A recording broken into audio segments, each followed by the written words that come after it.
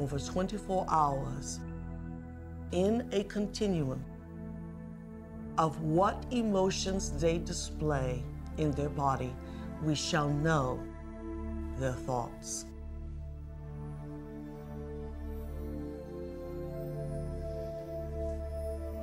I hate you.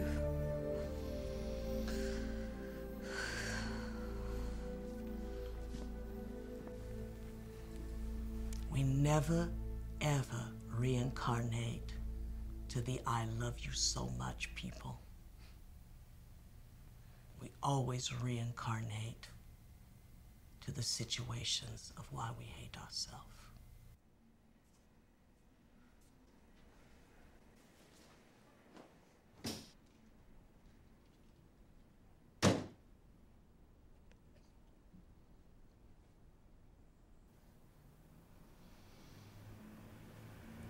I hate you.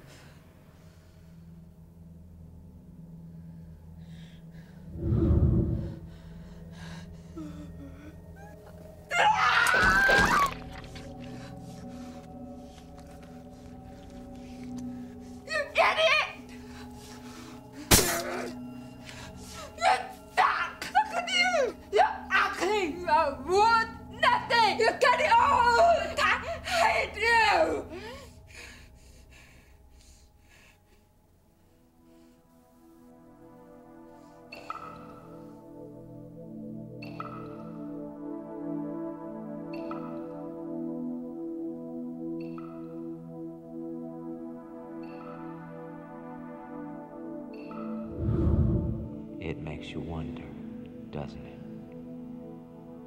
If thoughts can do that to water, imagine what our thoughts can do to us.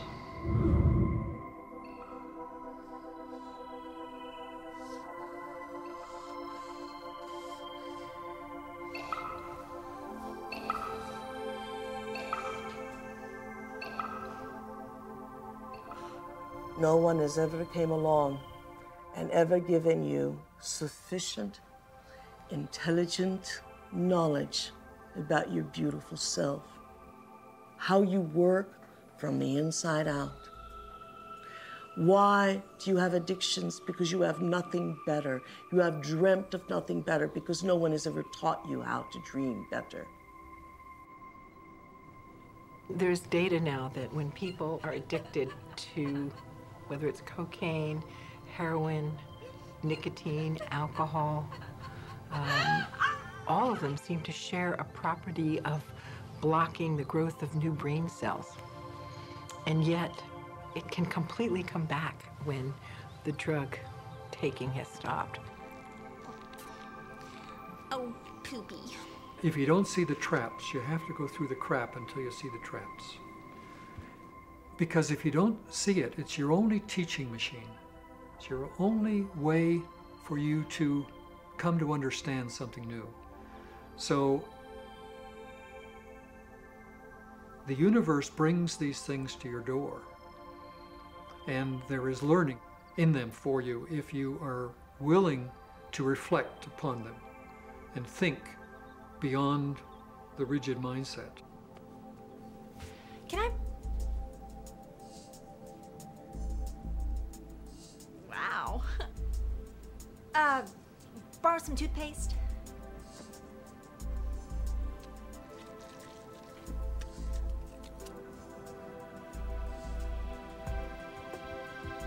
Thanks.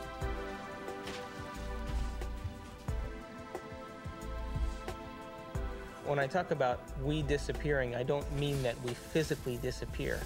What I mean is that we move out of the area of the brain that has to do with our personality, that has to do with our association to people, our association to places, our association to things and times and events.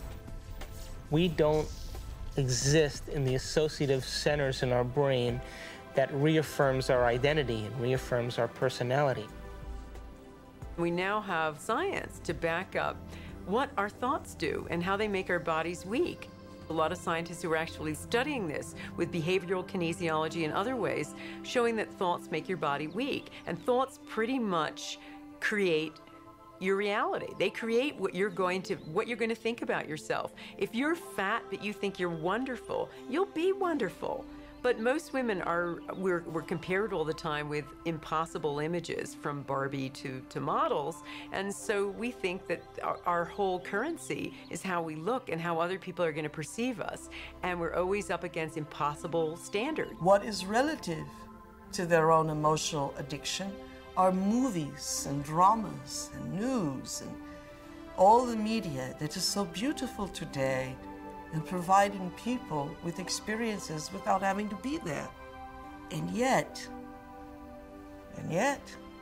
that does not define human greatness. They're so hypnotized by their environment, through the media, through television, through people living and creating ideals that everybody struggles to become, that no one can actually become in terms of physical appearance and definitions of beauty and valor, that are all illusions, that most people surrender and live their life in mediocrity.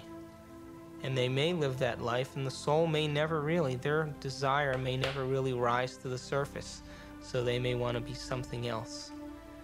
But if it does rise to the surface, and they ask themselves if there is something more, or why am I here? What is the purpose of life? Where am I going? What happens when I die? They start to ask those questions. They start to flirt and interact with the perception that they may be having a nervous breakdown. And in reality, what they're doing is that their old concepts of how they viewed their life in the world start to fall apart.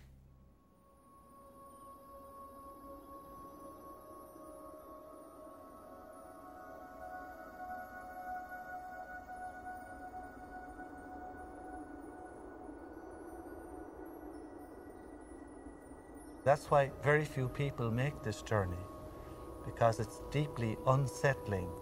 All of the molds that we have lived by have to be broken, and we have to liberate ourselves in this way.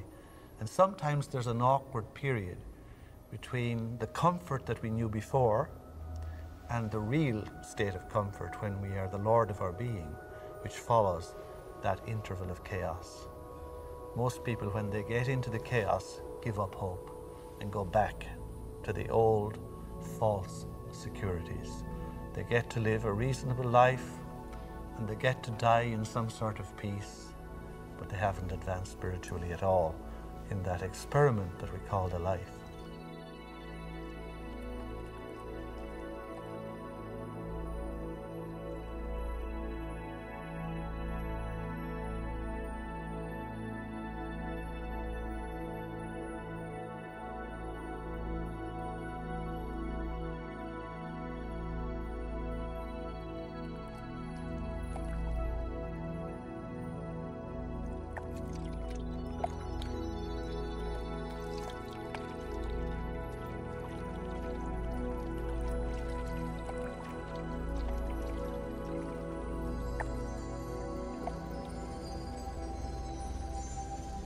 We're in completely new territory in our brain. And because we're in completely new territory, we're rewiring the brain, literally reconnecting to a new concept. Then ultimately, it changes us from the inside out.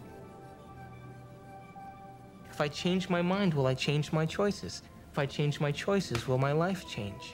Why can't I change? What am I addicted to?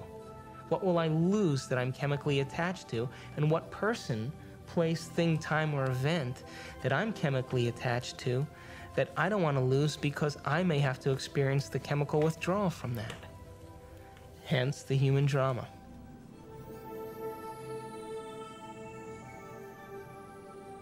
This life is but a page in an enormous book in which we will always be who we are, but always with the inherent needling of ambitious pursuit, a pursuit that takes us from the boring tedium of self-reflection, of self-hate, and to self-creation of new dreams. And we are ambitious gods.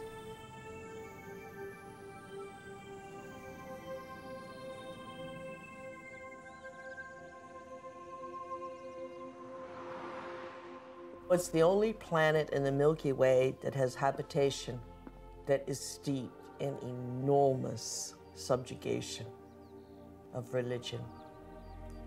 You know why that is? Is because people have set up right and wrong. I did say there is no right and wrong.